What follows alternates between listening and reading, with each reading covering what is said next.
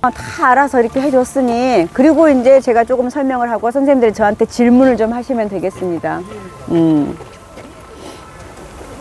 이게 그걸 잡았네. 에도 시대는 지금의 선생님들 그거예요. 지금은 수도, 동경을 에도라고 해요. 지금의 동경 수도. 선생님은 도쿠가와 이에야스 들어보셨죠? 도쿠가와 이에야스를 유배 같은 아주 나쁜 땅으로 보냈어요. 거기는 막 진흙이나 갈대 같은 것만 엄청 있는 땅으로 보냈어. 누가? 토요토미 히데요시가. 그래서 아유 거기서는 별 보잘것 없으니까 멀리 보낸 거예요. 왜냐? 걔가 옆에 있으면 얘를 점점 따르는 무리가 생길 것 같거든. 그런데 도쿠가와 이에야스가 그 험난한 땅에서, 별것도 아닌 땅에서 무럭무럭 자라서 힘을 길러서 오늘날의 동경을 만들고 그 왕조가 지금 이어지고 있는 거예요. 그 시대를 에도 시대를 하고 도시는 동경입니다. 대웅전을 한번 보실랍니까? 우리도 대웅전이라 하고 지들도 대웅전이라고 하죠. 우선 가장 중요한 게 지금 대한민국에서 100여 년 전 얘네가 지은 건축물 그대로 남아있는 건 유일한 건축입니다. 사찰 말하는 거예요. 지금 여기는 사찰에 왔으니까. 우선 모양을 보시면 선생님들 팔짝지붕이라고는 아실 수 있을 거예요. 그쵸? 팔짝지붕인데 웃긴 게요. 그냥 팔짝하고 조금 다른 게 지붕이 있으면 이렇게 일자로 맨 위에 있죠. 일자로. 그거를 용마를 하고 이렇게 지금 내려왔죠. 내려오고 또 이렇게 퍼졌죠. 자, 다시 일자로 양쪽으로 내려오고 이렇게 퍼졌잖아요. 자, 저 위에는 똑같이 용마루라고 해요. 그런데 이렇게 일자로 내려온 부분 있죠. 이거를 내린마루라고 하는데, 우리나라 팔짝지붕과 일본의 팔짝지붕의 차이점이 뭐냐? 얘네는 내린마루가 길어요. 그죠? 그리고 치마처럼 양쪽으로 딱 펼쳤죠. 우리의 팔짝과 얘네의 팔짝의 다른 점이 바로 그거라는 거. 그래서 우리 조카가 중2 때부터 라스베가스 가서 유학을 해서 28살까지 있었는데, 지네가 일본하고 중국 애들이랑 같이 유학 생활을 했대. 근데 이모, 내가 할 말이 없어. 중국 애들은 자꾸 기와를 지네 거라고 하고, 일본 애들도 지네 기와라고 하고, 이모, 내가 와보니까 똑같아. 근데 걔가 어렸을 때 가서 그 기와의 특징을 하나도 몰랐던 거야. 그래서 제가 이제 데리고 다니면서, 왕실 데리고 다니면서 얘기를 해줬더니 진짜 다르다 그러는 거야. 선생님 다시 한번 봐보세요. 그것도 다르지만요. 또 하나 보시면, 자, 또 하나 보시면 기와 자체를 한번 봐보세요. 기와가 이렇게 약간 넓은 기와만 계속 연결되어 있어요. 쟤를 암키와라고 해요. 자, 수키와는 어디에 있느냐? 제가 말했던 내린마루. 그 다음에 처마마루. 그죠? 처마마루와 내린마루와 저기 용마루에는 수키와가 있는데, 본 지붕에는 그게 없어요. 수키와가 없어. 그래서 얘네는 암큐화로만 이렇게 연결해서 물결만 계속 이어지는데, 암큐화로만 이어지는 이유는 수큐화, 암큐화, 수큐화, 암큐화, 수큐화, 암큐화 계속 그렇게 하면은 기화수도 훨씬 많이 들어. 기화수가 훨씬 많이 든다는 건 그만큼 무거워져. 그러면은 지진이 일어나는 나라에서 무거워서 무너질 확률이 높으니까 저렇게 암큐화로만 하는 거예요. 저런 문화가 우리나라에 일제강점기 때 들어오다 보니 새로 지은 한옥이 다 저런 식으로 우리나라에 지어진 거라. 정통 오리지널 우리나라 한옥 빼고 근대에 지어졌다거나 아니면은 80년대, 70년대 새로 개량한 시골 지붕들은 다 저렇게 개량이 됐어. 그래서 우리 지붕이 아닌 거라. 그래서 우리 조카처럼 어렸을 때 그런 걸 잘 모르는 조카는 봐도 저렇게고 일본도 저렇게니까 우리가 일본 문화를 다 흡수한 줄 알아. 일본이 다 우리 거를 가르쳐 준 줄 알아. 그래서 어려서 유학을 가면 그런 문제가 있어요. 그래서 지붕에 그런 차이점이 있고요. 우리는 보세요. 우리의 이 정도의 규모라면, 우리 지붕이라면 석가래가 있고 부연이 당연히 있어야 돼. 선생님 석가래가 뭔지 알고 부연이 뭔지 아시나요?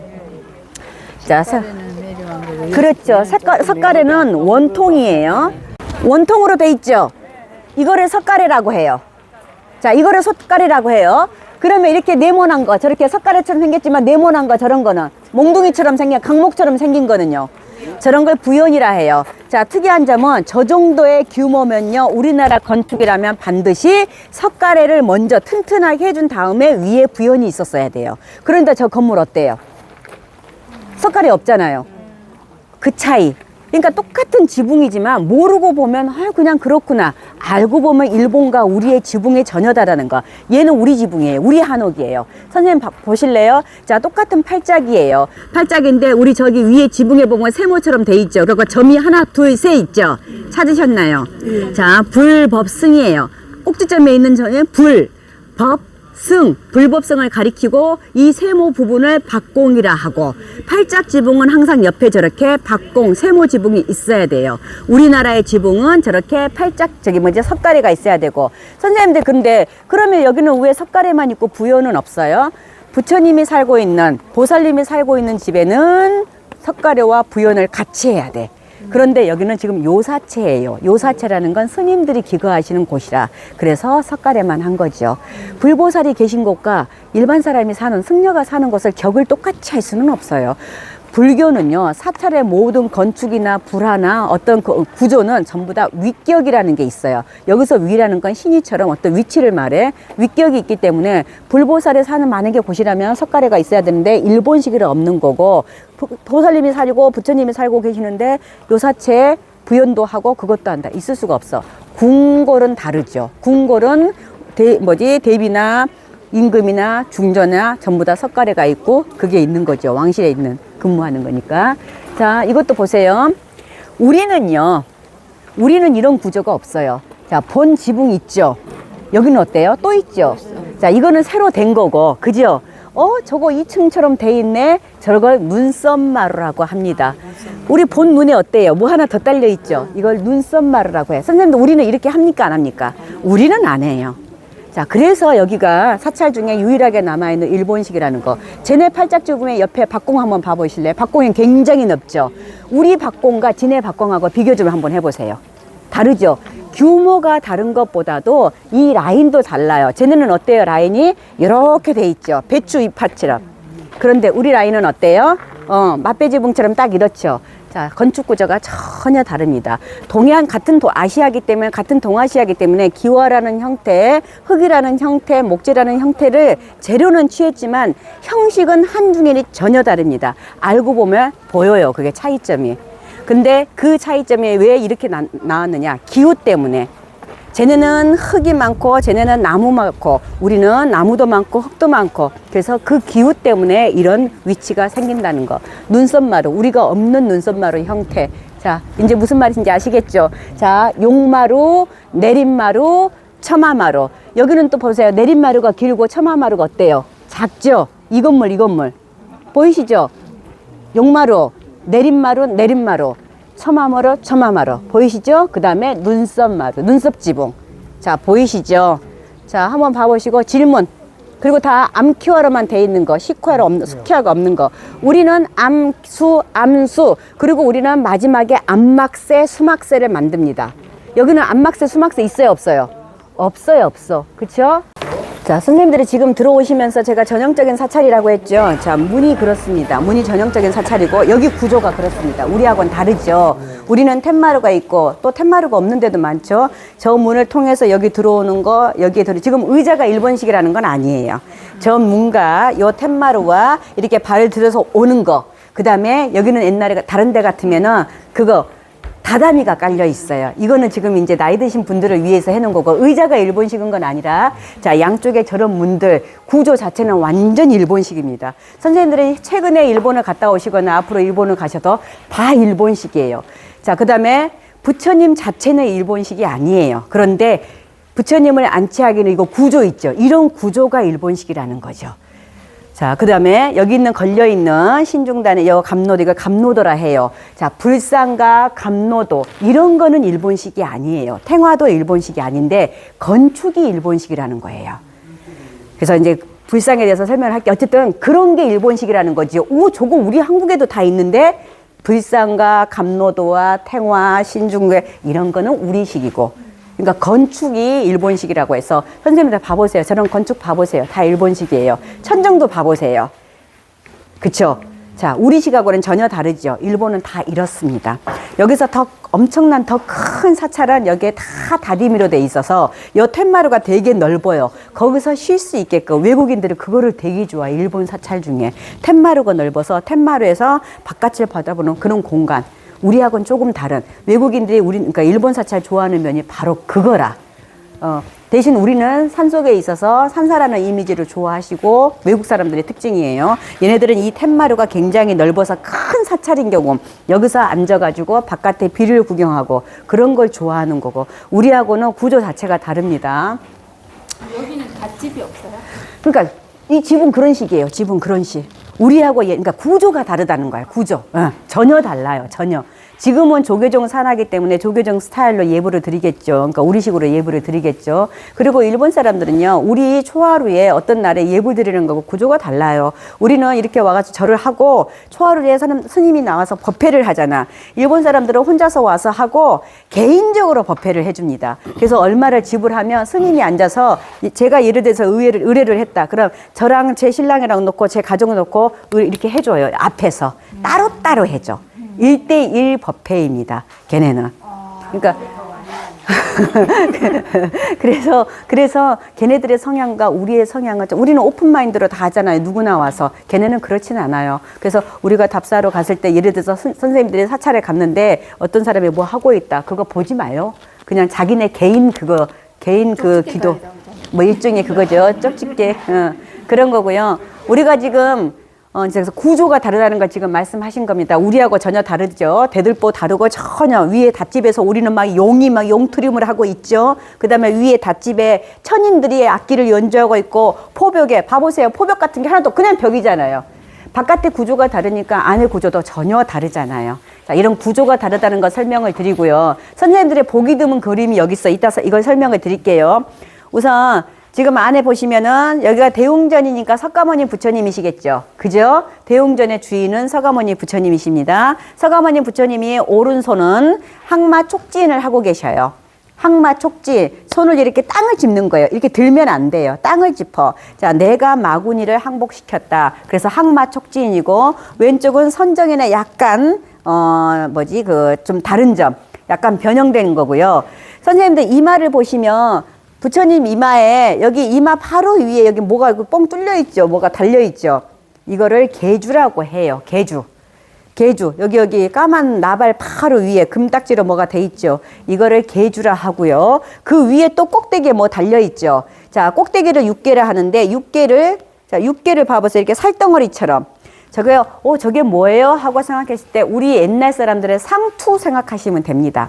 어때요? 상투를 이렇게 하고 나서 여기다 묶어서 뭐 장식 같은 거 하죠. 그거라 생각하시면 되고, 상투를 했을 때 양반들이나 왕자나 태자들 보시면 여기 앞에 구슬 같은 거 달잖아요. 액세서리라 생각하시면 됩니다. 저게 이제 V쌍의 한꺼번에 색이다 보니까 계주가 되고 정상계주가 되고 6개 그런 단어를 굳이 외우려고 하지 마세요. 계주, 정상계주, 저기는 정상계주 대신에 6개가 있습니다. 6개는 살덩이라는 표시고 상투를 틀어서 뭘 장식했다고 생각하시면 돼요. 서가모니고, 자, 향우를 보십시오. 서가모니 옆에 부처님, 할아버지. 할아버지를 볼 때 제가 왼쪽을 보십시오라고 했는데 말은 향우입니다. 부처님 입장에서 왼쪽이에요. 그래서 할아버지를 먼저 보는 거라. 그래서 저는 뭐라고 얘기했느냐? 향우를 보세요. 우리가 보기에는 오른쪽이에요. 그런데 실제로는 부처님 입장에서 봐야 되니까 왼쪽이죠. 자, 향우를 보고 이렇게 웃으면서 계시는 저 할아버지가 누굴까요?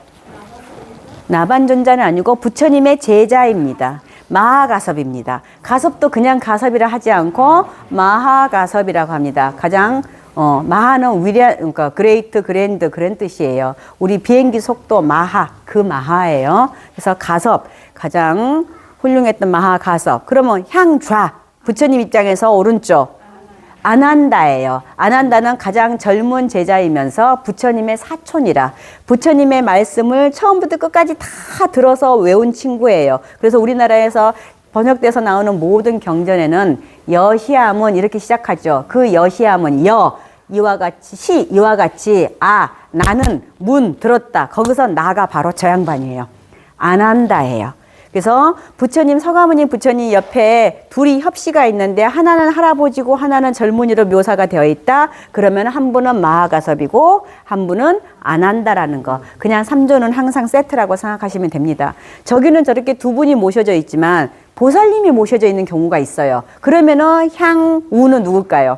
만약에 보살이면 문수, 향좌이면 보현이죠. 문수와 보현은 항상 세트로 다니는 거죠. 제가 절을 했을 때 다리를 그냥 이렇게 하지 않고 오른을 올리고 왼을 이렇게 올립니다. 제 다리 보이시죠? 그러면은 오른쪽 보현, 실천 위에 문수, 지혜를 올려라. 실천만 하지 말고 지혜가 있는 실천을 해라. 그 말이에요. 그래서 문수와 보효는 세트고 절을 할 때도 오른쪽이 실천이고 왼쪽은 지혜.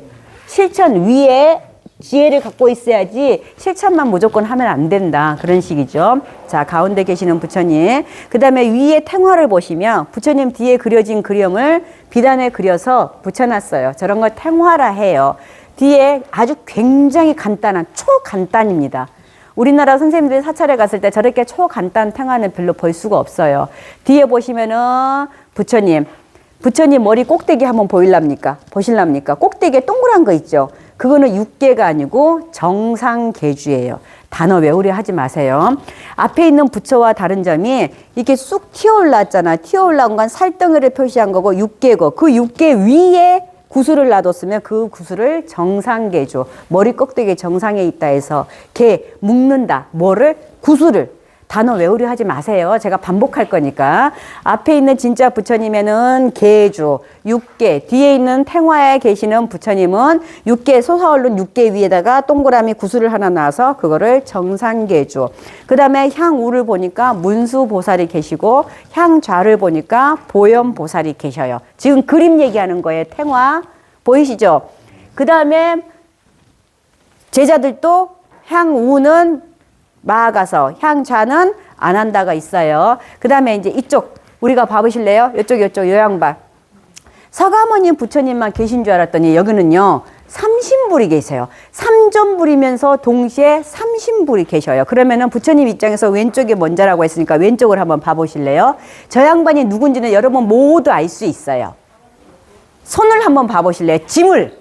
손에 물건을 갖고 있는데 그거를 지물이라 해요. 지물 한번 봐보실래요? 그치요. 약함을 들고 있어요. 그럼 저분은 누구게요? 약사함이에요.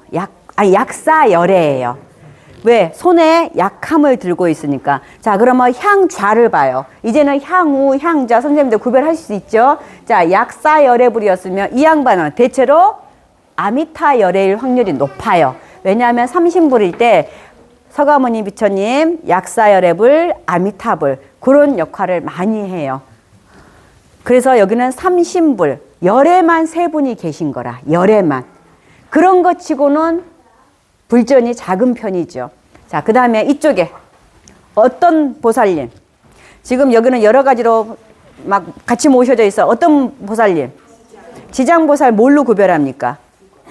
두건, 첫째는 두건, 둘째는 육한장, 셋째는 여의주. 자, 지장보살이고요. 뒤에도 지장시황도예요. 지장과 시황을 모셔졌으니까. 자, 저쪽에 여기는 지금요 최고 유행하는 최고 사람들이 신앙하는 형태만 모셔져 있어요. 자, 이분은 관세음보살이에요. 뒤에 당연히 관음보살이겠죠. 자, 그러면 관세음보살의 뒤에 탱화 좀 한번 봐보십시오.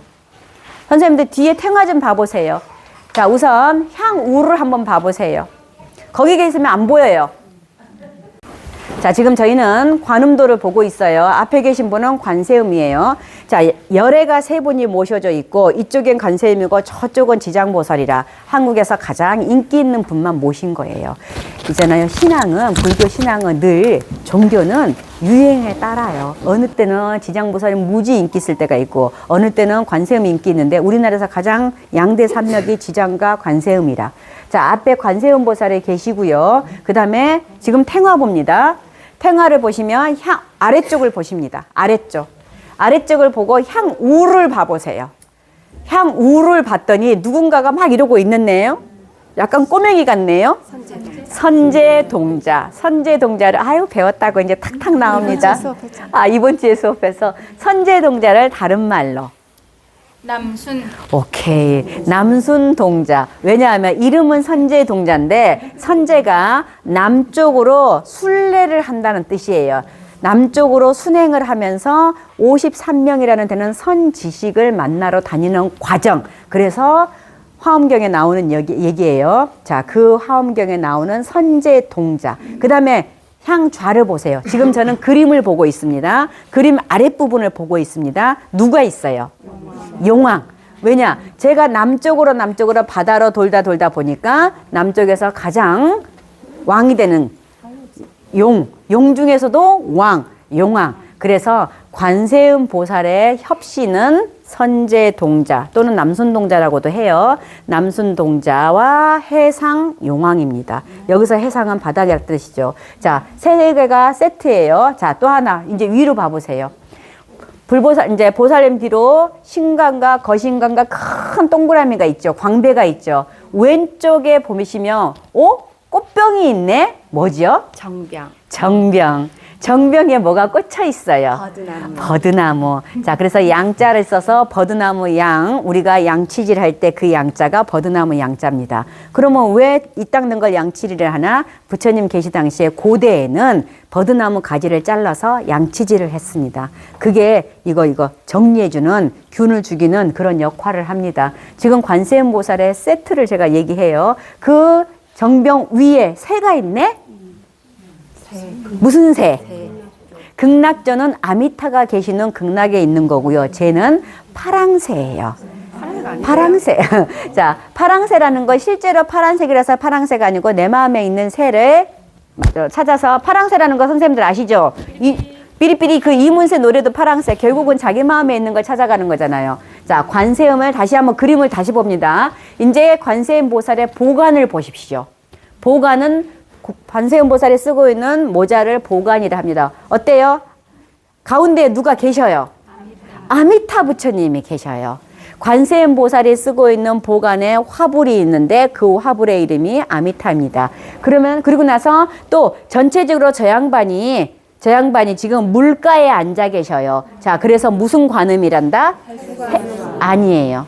바닷가 해수관음은 하얗게 입상으로 써 있어. 이 양반은 뭐라고 그래? 수월관음. 자, 그 다음에 다시 오른쪽에 무슨 대나무가 두 그루가 툭툭 서 있네? 그죠? 자, 그러면 관세음도 관음보살도에 이제 세트가 다 나왔어. 첫째, 수월관음, 오른쪽에 대나무, 왼쪽에 정병과 버드나무, 위에 파랑새, 밑에 선제와 해상용왕. 자, 이게 관음도의 세트 메뉴입니다. 이건 어디서 다 나왔느냐? 고려불화에서 나왔어요. 저 불화가 고려 거라는 건 아니에요. 고려 불화를 모티브로 해서 그림을 그린 거죠. 조선시대에는 저런 그림을 잘 안 그렸어요. 조선시대에는 다른 그림, 괴불이라든가 다른 서가모니도를 그렸지. 자, 저 세트는 고려불화 세트라는 거.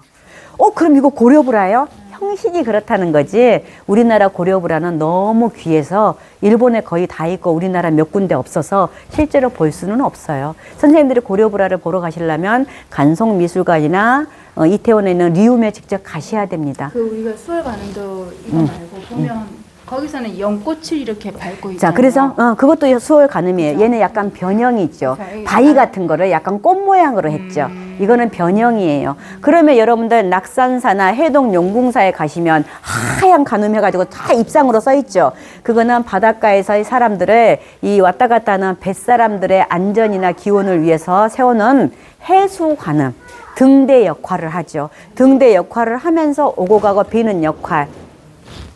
그래서 해수 가늠. 옆에는 신중도입니다. 조금 단순하죠. 자, 원래 제가 밑에서부터 한번 보라 했죠. 밑에 약간 이렇게 깃털같이 달린 그 친구가 있네. 위태천. 또 다른 이름으로 그런 건 몰라요. 동진보살이라고 하죠. 동진보살 위태천입니다. 자, 위로 좀만 더 올라가셔서 오른쪽과 왼쪽에 똑같은 분이 앉아 계시네. 누구와 누구? 범천과 재석천, 천인들이죠. 자, 저분들은 다 신장들이에요. 각각은 신장. 그런데 신장들이 여러분이 모시니까 신장들의 물이라 해서 신중. 그림으로 그렸으니까 신중도를 모시는 곳은 신중단. 이해하시죠? 자, 저분들은 원래 하나하나 인도에서 오신 각자의 신들이었어요. 그런데 불교는 배척하는 종교가 아니고 이렇게 융합하고 포섭하는 스파하는 종교라서 인도의 신들, 중국의 신들, 우리의 신들까지 다 합쳐집니다. 우리 신까지 다 합쳐진 거는 무지하게 많아요. 숫자로가. 그래서 간단하게 36위부터 시작해서 36위, 104위, 306위 다양합니다. 여기는 단순한 형태죠. 그 다음에 여기 한번 봐보실랍니까? 오신 김에 다 보셔. 이쪽으로 오셔요. 자, 힌트를 줍니다. 가운데 계신 분 부처님이죠. 부처님인데 이분의 또 진짜 이름은 치성광열애입니다. 치성광열애. 그렇죠. 북두칠성의 대장이신 북극성입니다. 자, 그리고 밑에로 보세요. 바로 옆으로 보지 마시고 우선 밑으로 봐보세요. 밑에 빨간 구슬을 갖고 있는 분이 계시네. 그 다음에 저쪽으로 갔더니 하얀 구슬, 하얀 구슬이지만 여기는 약간 갈색으로 표시했어요. 자, 빨간 구슬과 하얀 구슬 누굴까요? 일광보살, 월광보살. 자, 북극성이라는 커다란 우리 천체의 대장이시고 해와 달을 얘기합니다.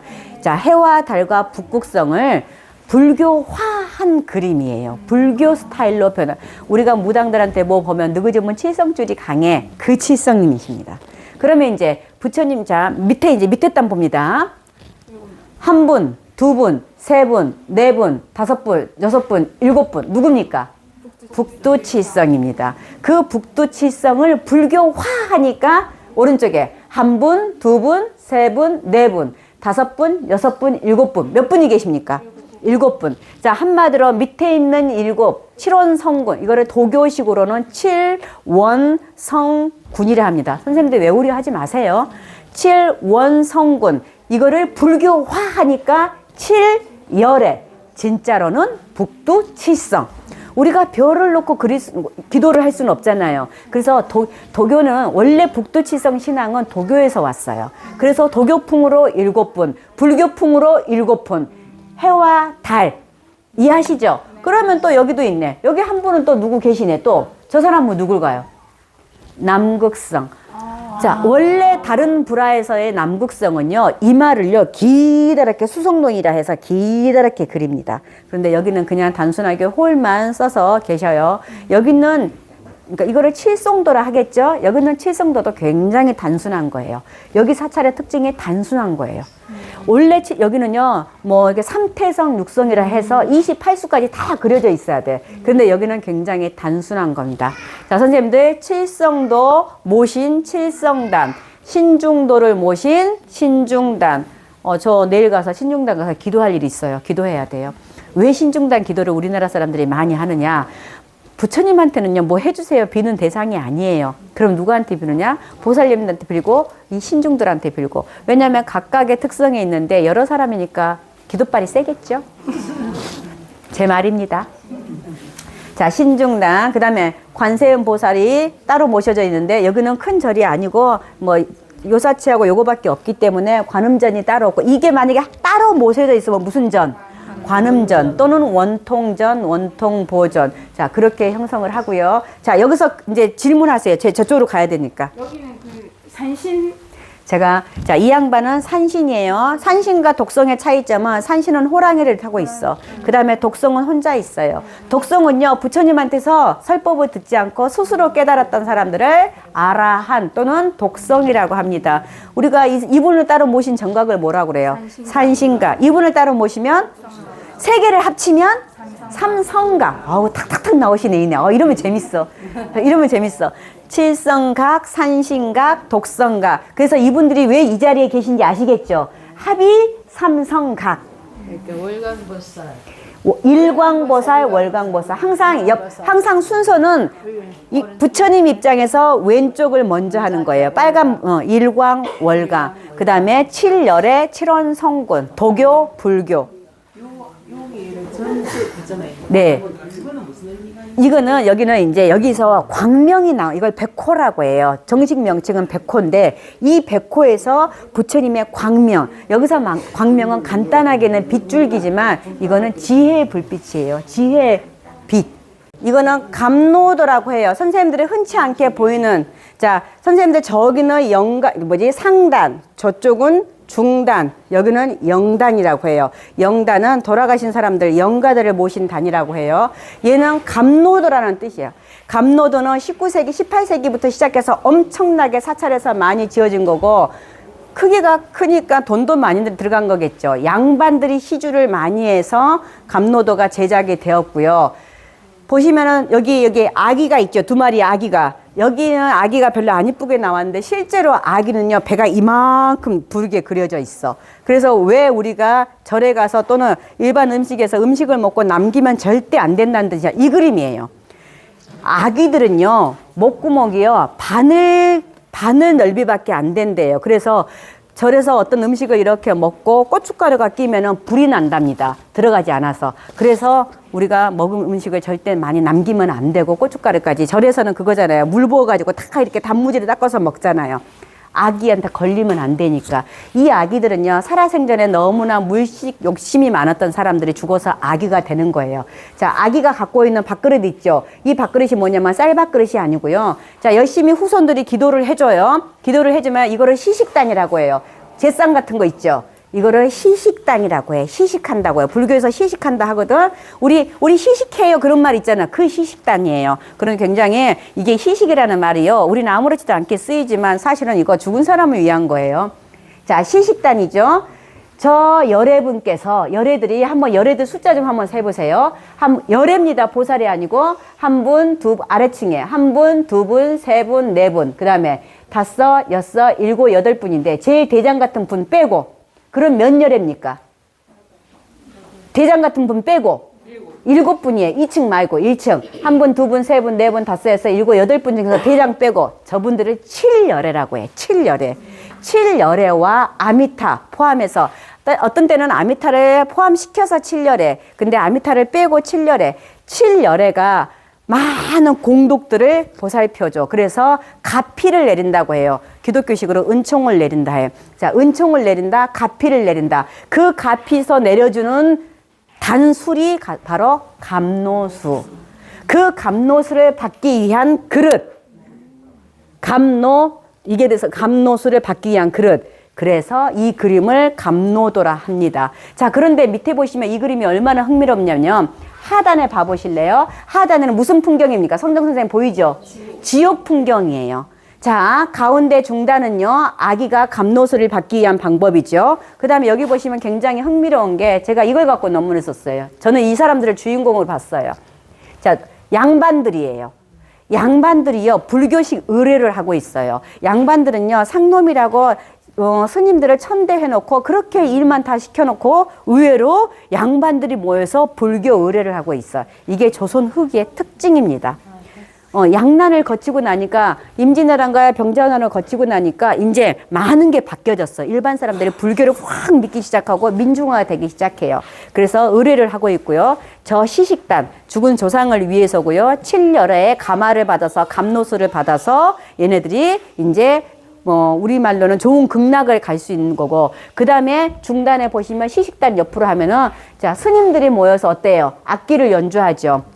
악기 연주하죠. 이 사람들을 작법승이라고 해요. 작법을 한다고 해요. 작법승들의 춤과 노래와 부처님의 가피로 아기들이 드디어, 지금 죽은 세상이에요. 죽음의 세상. 아기들이 드디어 감노수를 먹고 극락으로 올라간다. 그거를 위한 회. 그래서 그거를 수륙회에서도 하고 이거를 예수제에서도 하고 천도제에서도 합니다.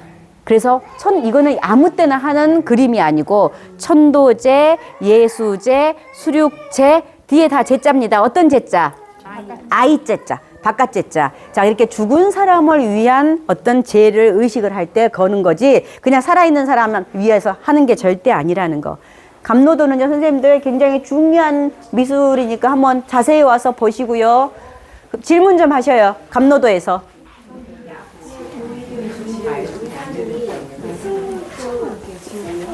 어디? 맞아요. 다 작법승들이에요. 승무, 그거는 꽃갈모잖아. 그 승무할 때 일부고 작법승들 다 저런 거 갖고 해요. 얼른 질문하셔요. 다른 질문도 막 오셔야 되는데. 위패, 신이죠. 그렇죠. 신이죠. 이게 죽은 사람들을 위한 공간이니까.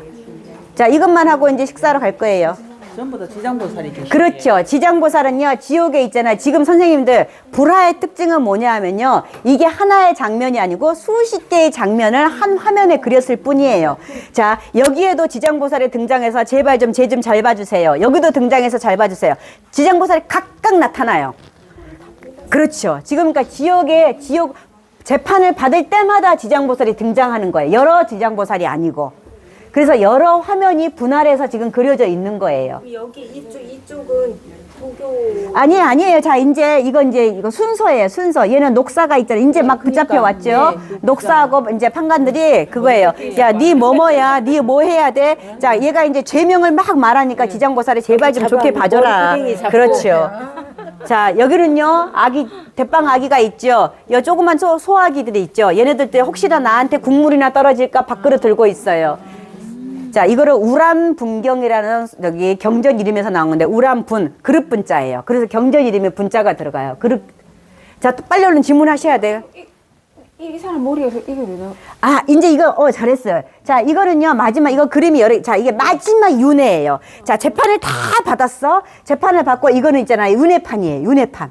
자, 여기서 누구는 보세요. 누구는요, 축생이 됐어요. 자, 누구는 또 아기가 됐어요. 또 누구는 돼지가 됐어요.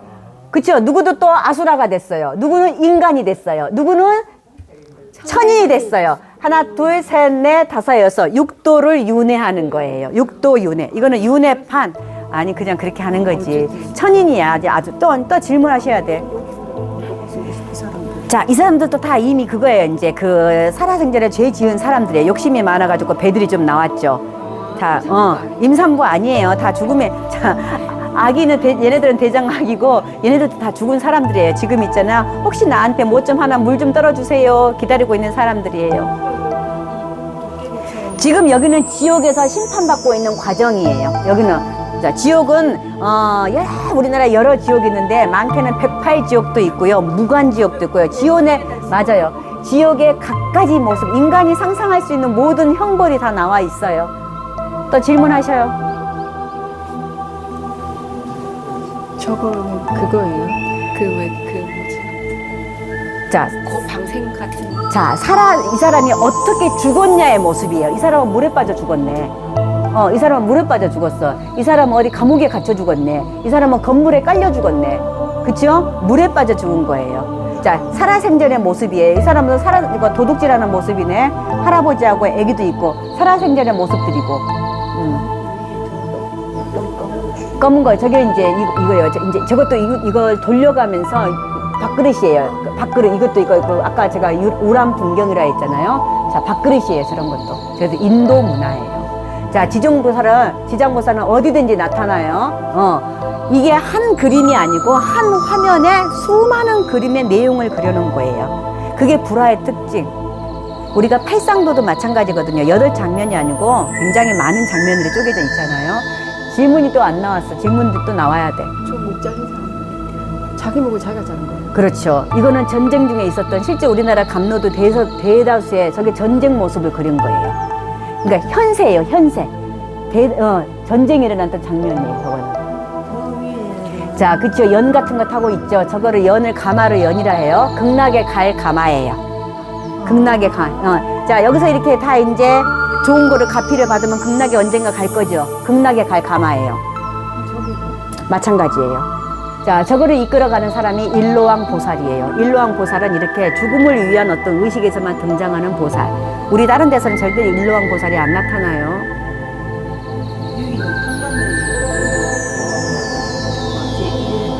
그렇죠. 그분들한테 이제 판단을 받고 이제 실제로 그거를 하고 있는 장면. 이제 죄를 받고 형벌을 받고 있는 장면. 선생님들이 우란분절하고 우람분경. 자, 우람분경에 의해서 죄를 지내는 날을 우람분절, 우리말로 백중날, 우리나라 말로 백중날. 똑같은 건 아니래요. 근데 이제 아닌데 이제 우리 불교에서 우리나라 백중의 의식을 받아들여서 우란분과 백중이 합쳐졌어요.